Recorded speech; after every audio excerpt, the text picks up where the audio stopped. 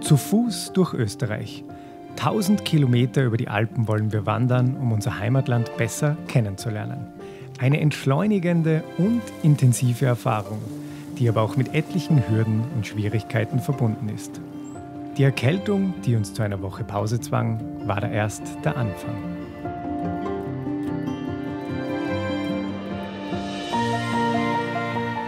Doch weil wir unsere Aufmerksamkeit gerne auf die positiven Seiten des Lebens richten, starten wir gut erholt in die zweite Runde. An unserem Plan, Österreich im Herbst von der westlichsten bis zur östlichsten Grenze zu durchwandern, halten wir fest. Die Natur hingegen gibt uns Signale, die uns verunsichern. Noch ahnen wir nicht, was unseren Weg durch Tirol, das Salzburger Land bis in die Steiermark erwarten wird. Und das ist auch gut so.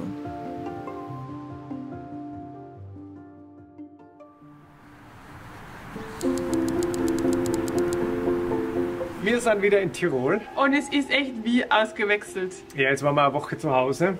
Ja, und davor war quasi nur Sommer und jetzt kommen wir an und es sind einfach alle Berge weiß. Ja. Es ist kalt, es regnet. Also da weiß nicht, wo der Herbst bleibt. Ja, der kommt hoffentlich noch. So richtig goldenen Herbst hätten wir gern, bitte. Es liegt also Schnee auf den Bergen. Was bedeutet das für unser Weiterkommen? Etwas nachdenklich schlagen wir den Weg ins schöne Zillertal ein. Auch hier sieht man schon überall Boten des bevorstehenden Winters. Wenn die Tage wieder kürzer werden und der erste Schneefall auf den Almen erwartet wird, werden die Kühe ins Tal getrieben. Der Almabtrieb hat besonders in Tirol eine lange Tradition und wenn die Kühe gesund über den Sommer gekommen sind, werden sie für den Weg ins Tal kunstvoll mit Blumen und Glocken geschmückt. Im Zillertal, kurz vor der bekannten Gerlospassstraße, treffen wir wieder auf die Originalroute des österreichischen Zentralalpenwegs 02a. Der Weitwanderweg dient uns bei unserer Österreich-Durchquerung zur Orientierung und hilft uns, den schönsten Wanderwegen zu folgen.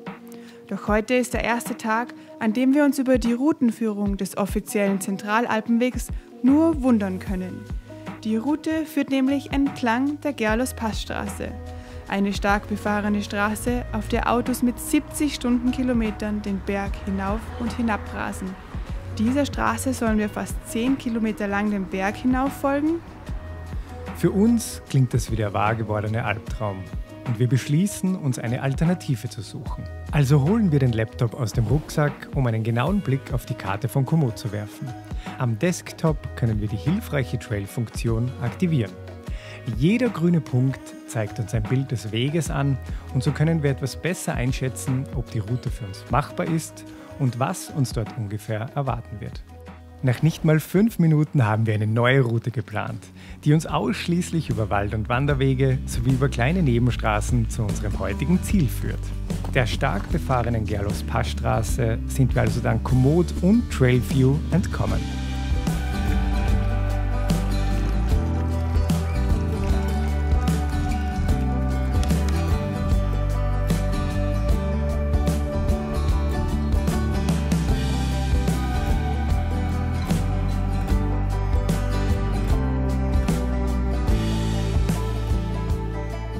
Zur absoluten Krönung finden wir an diesem Tag etliche Eierschwammerl, in Deutschland besser bekannt als Pfifferlinge.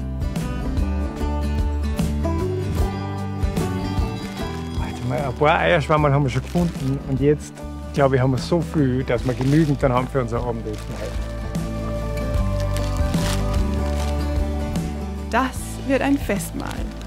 Ah, so gut.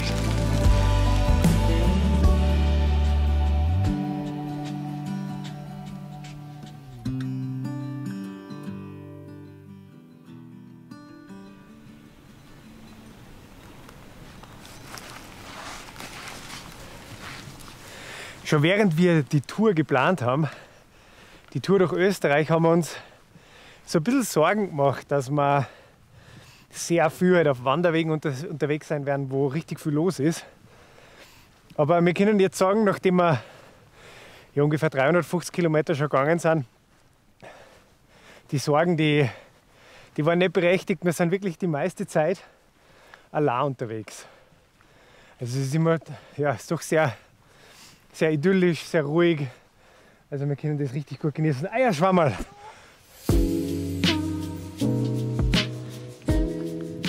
Wir haben ja zum größten Teil Zuseher aus Deutschland und die tun sich immer ein bisschen schwer mit unserer Sprache.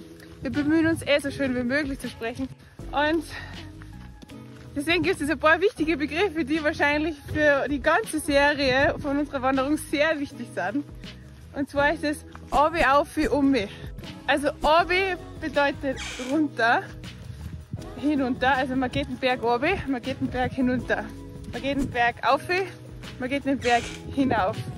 Und man geht Ummi, ist nicht so ganz klar definiert. Das kann links, rechts sein, das ist halt einfach der Hummi. Ich weiß gar nicht, was das deutsche Wort dafür ist. Hinüber, würde ich sagen. Gehe halt dort hinüber. Also um die Kurven, links, rechts, keine Ahnung. Gut, dann wäre das jetzt auch geklärt. Wer also selbst mal in den österreichischen Alpen wandern gehen möchte, sollte sich diese Wegbeschreibung notieren, um nicht versehentlich den Berg hinauf, anstatt obi, also hinunter zu gehen.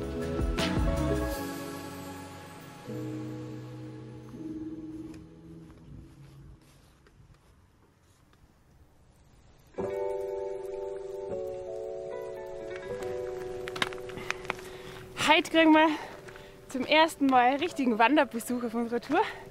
Ein Freund von uns geht mit, der wartet schon oben auf dem Gipfel, ist mit der Bahn aufgefahren. Geht mit uns jetzt 2 Tage mit und da freuen wir uns echt voll drauf. Er hat uns auch schon im Iran besucht und jetzt geht er wieder mit uns mit, voll cool, wir freuen uns. Unseren Besuch empfangen wir am Wildkogel im Pinzgau. Wir sind in unserem Heimatbundesland Salzburg angekommen und nach tauchen am Horizont immer mehr uns bekannte Berggipfel auf. Ähnlich wie beim Radreisen, wo jeder Grenzübergang Euphorie in uns auslöste, kommen beim Weitwandern in Österreich die Emotionen hoch, wenn wir etwas uns Bekanntes entdecken. Sorgen bereitet uns aber weiterhin die Schneelage. Die aktuelle Schneefallgrenze befindet sich auf etwa 2000 Metern Seehöhe und unsere geplante Route der nächsten Tage führt ständig an dieser Grenze entlang. Ein paar Höhenmeter und die Hanglage können entscheidend dafür sein, ob der Weg passierbar ist oder nicht. Zusammen mit unserem Besuch steigen wir erstmal ins Tal ab, um uns etwas Bedenkzeit für die nächsten Tage zu geben. Wir sprechen mit Hüttenwirten und den Menschen aus der Umgebung, um die Lage etwas besser einschätzen zu können.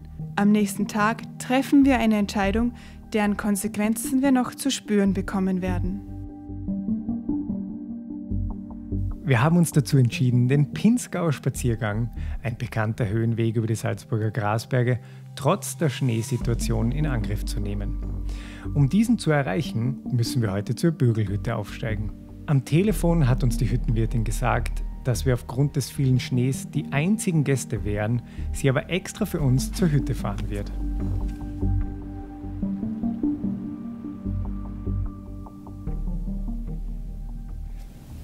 Bögelhütte, 1 Stunde. 1 Stunde? Spät haben wir's? Ja, 20 nach 4. Ah, perfekt. So, die Höhenmeter für heute haben wir. Jetzt sind wir auf der Rosswegscharte auf 2060 Meter. Und Jetzt steigen wir ab. ja, jetzt wird spannend. Es liegt doch einiges an Schnee. Ja. Und Ich glaube, das geht. Ja, ich glaube auch.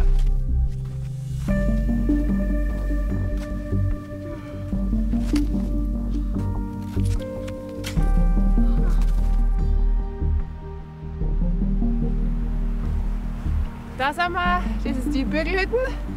Jetzt sind wir gespannt, ob wer da ist, ob wir was zum Essen kriegen und ob wir da schlafen dürfen und was kostet. Es ist eine privat betriebene Hütte und weit und breit die einzige Möglichkeit, die Nacht in den Bergen zu verbringen. Das erste Mal Kaiserschmarrn. Ich bin im 7. Himmel. Oh mein Gott. Wir sind echt dankbar, dass die Hüttenwirtin extra für uns aufgesperrt hat.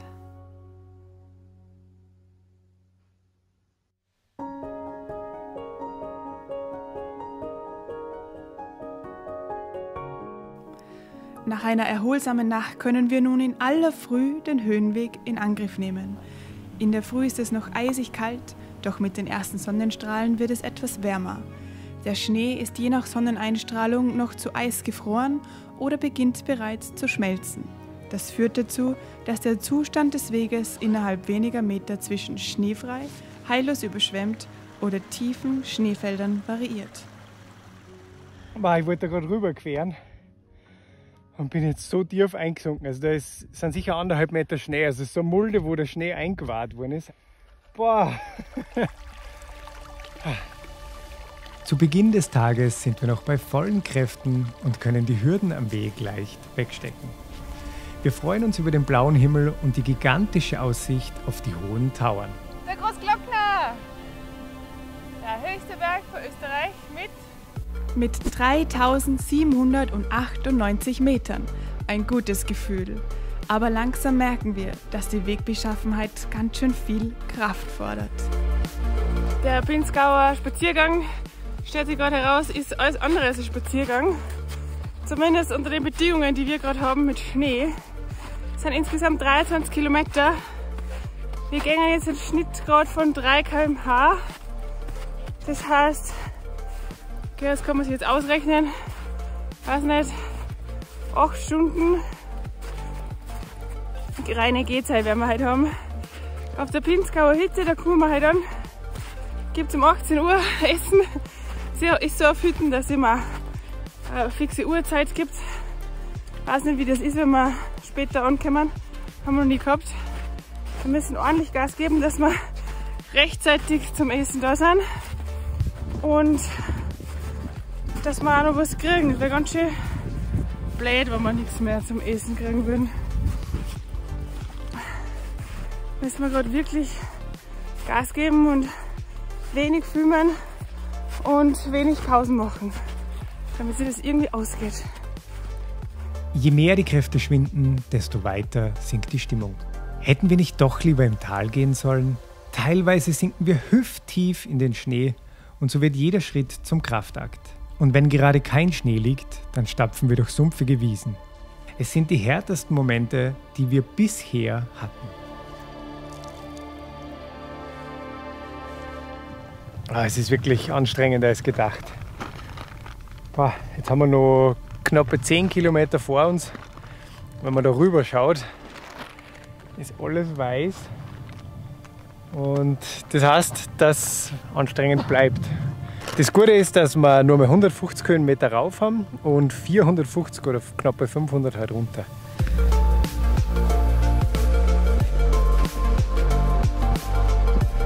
Wir können unser Glück kaum fassen, als sich der Weg auf den letzten Kilometern zu einer schneefreien Forststraße verwandelt.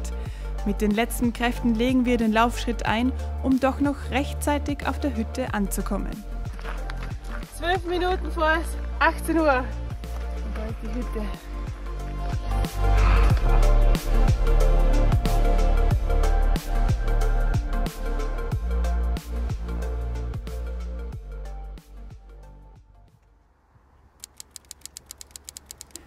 Wir haben es also durch den Schnee geschafft. Doch die Anstrengung des gestrigen Tages stimmt uns nachdenklich.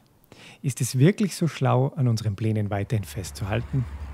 Dass wir so spät im Jahr losgegangen sind, da haben wir ein bisschen hoch gepokert, haben damit gerechnet, dass der Herbst so ein richtig goldener Herbst wird. September, Oktober sind grundsätzlich wunderbare Wandermonate. Die Rechnung ist zumindest, geht die momentan nicht ganz so auf. Ich habe das ja jetzt gesehen, wie wir durch den Schnee gestapft sind. Das war ein hartes Stück Arbeit und man darf die Gefahr in den Bergen echt nicht unterschätzen. Man muss da die Route klug wählen.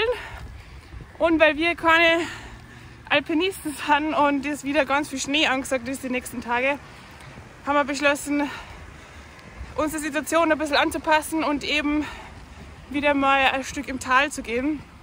Jetzt gehen wir gerade das Salzach entlang, von Bruck nach Taxenbach und ist zwischendurch genauso schön, mal was Flaches zu gehen, ein bisschen die Ortschaften zu sehen. Aber ja, müssen wir uns anpassen und vielleicht kommt im Oktober nochmal ein richtiges Bergwetter. Auch wenn wir hier recht positiv klingen, Ehrlich gesagt sind wir etwas enttäuscht, dass wir auf die vielen tollen Bergetappen über die Hohen Tauern verzichten müssen. Über die Alpen haben wir uns anders vorgestellt. Doch angesichts des schlechten Wetters und dem daraus resultierenden Neuschnee auf den Bergen haben wir keine andere Wahl. Wir stapfen also etwas betrübt durch die Täler, folgen teilweise Asphaltstraßen und träumen vom goldenen Herbst. Doch da bemerken wir, dass unsere Planänderung jemand anderem zugutekommt.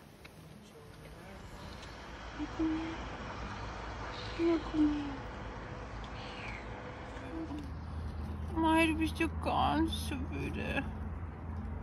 Na bitte. Diesmal haben wir einen richtigen Streuner gefunden. Also die ist ganz, man sieht das da gut.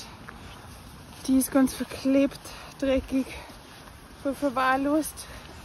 Zittert am ganzen Körper. Genießt gerade die Wärme da bei mir. So eine ganz kleine. Jetzt schauen wir, dass wir einen Tierarzt irgendwo finden. Dass wir es irgendwo, die können wir jetzt nicht zurücklassen.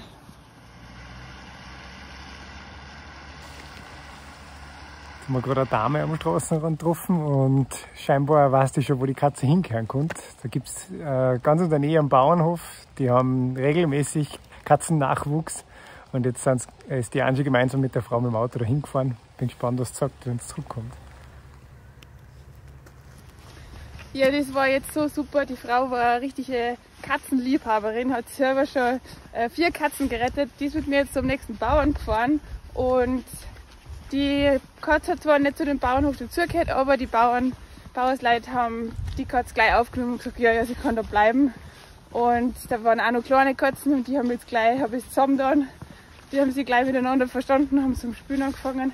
Sie hat sich gleich wohlgefühlt, hat man das Gefühl gehabt, dann hat sie da herumgeschaut. Und die wird da jetzt gefüttert und die Dame, die immer hier hingefahren hat, die hat gesagt, sie schaut dann regelmäßig, ob das passt. Weil wenn das dann nicht passt, dann nimmt es mit und es gibt da eine Tierauffangstation und dann bringt es dorthin. Und ja, es war jetzt eine sehr effiziente Katzenrettung. Das hat jetzt nicht einmal 5 Minuten gedauert. Voll cool. Die erfolgreiche Katzenrettung hat unsere Stimmung gehoben und wir können wieder die positiven Seiten der Planänderung sehen.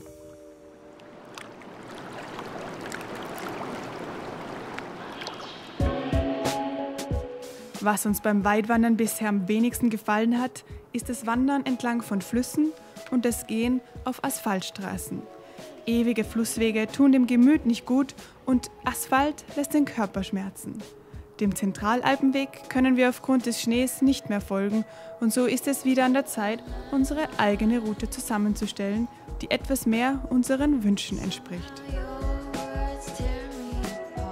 Unsere selbst kreierte Wanderroute führt uns auf mittlerer Höhe durch den Salzburger Pongau. Es macht uns Spaß, wie sich in unseren Köpfen die vielen kleinen Orte und Berggipfel zu einem Puzzle zusammenfügen. Schließlich war das der Grund, warum wir uns überhaupt auf den Weg gemacht haben, um Österreich ein bisschen besser kennenzulernen. Wir sind noch mehr 80 Kilometer von der Stadt Salzburg, also von unserer Heimatstadt entfernt. Und die Blicke, die man da jetzt sieht, die kommen uns wirklich schon sehr bekannt vor. Man sieht da wunderschön den Hochkönig und rechts davon das Tennengebirge mit der ganz markanten Talschneise, wo die Autobahn direkt nach Salzburg geht. Ich weiß nicht, wie oft wir da schon gefahren sind. Und rechts davon sieht man jetzt schon die Bischofsmütze und den Dachstein. Unsere gute Laune ist zurück. Die Planänderung sehen wir nicht mehr als übel, sondern können die Wege über die Salzburger Almen sehr genießen. Außerdem gibt uns die Natur immer mehr Hinweise darauf, dass der verfrühte Wintereinbruch bald ein Ende haben und der Herbst doch noch in seiner vollen Pracht zum Vorschein kommen könnte.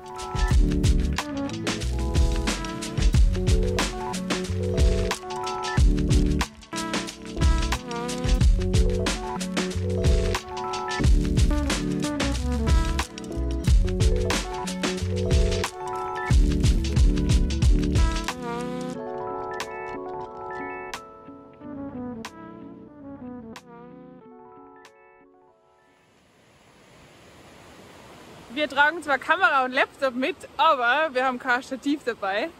Deswegen muss man manchmal kreativ werden, um coole Kameraeinstellungen zu kriegen beim Filmen. Deswegen haben wir jetzt einfach kurzerhand die Parkbank quer über den Weg gestellt.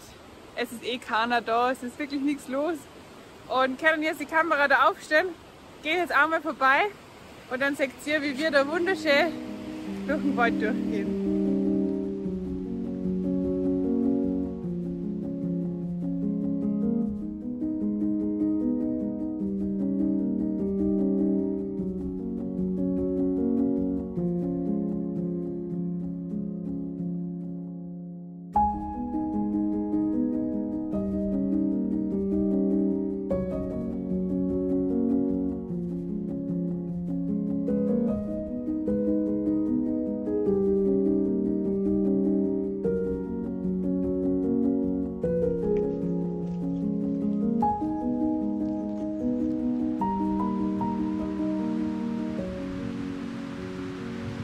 Wir sind in der Steiermark angekommen.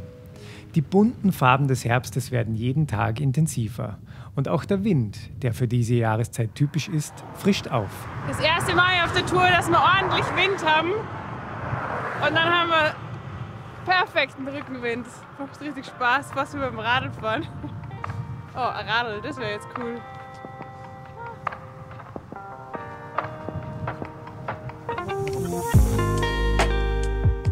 Der Oktober ist angebrochen und mittlerweile haben wir fast 600 Kilometer zu Fuß durch Österreich zurückgelegt.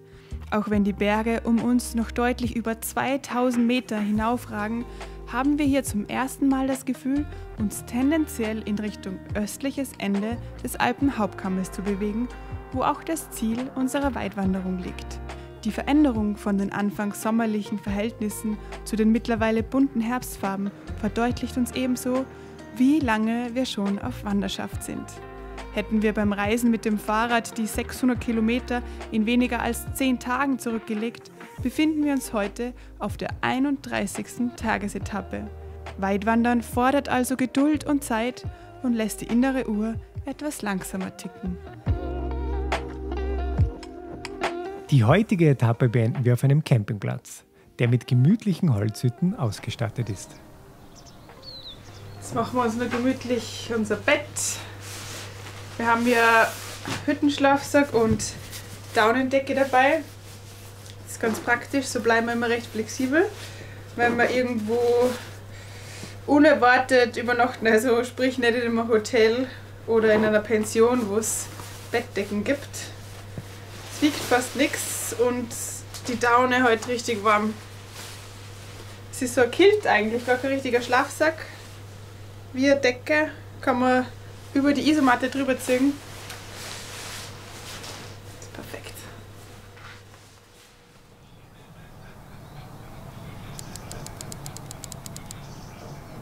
Auf der Tour vermissen wir ja so ein bisschen das Wildcampen. Aber wenn man am Campingplatz ist, dann muss man ja quasi raus zu den Sanitäranlagen in der Früh. Und dann sieht man die Morgenstimmung. Und ich zeige euch jetzt einmal, wie das da ausschaut. Das ist so wunderschön.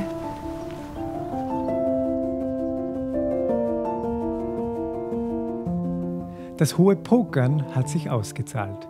Auch wenn wir zwischendurch all unsere Pläne verwerfen mussten und Sorge hatten, der Winter hätte den Herbst einfach verdrängt, bekommen wir die nächsten Tage genau das, was wir uns erhofft haben: golden strahlendes Herbstwetter.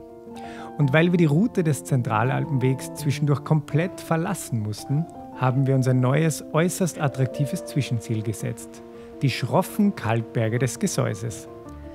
Wie traumhaft schön das Gesäuse ist, wie meine Höhenangst uns zum Umdrehen zwang und wie kurz vor unserem finalen Ziel nochmal alles zu platzen drohte, erzählen wir euch im nächsten Video. Abonniert unseren Kanal, um das nicht zu verpassen.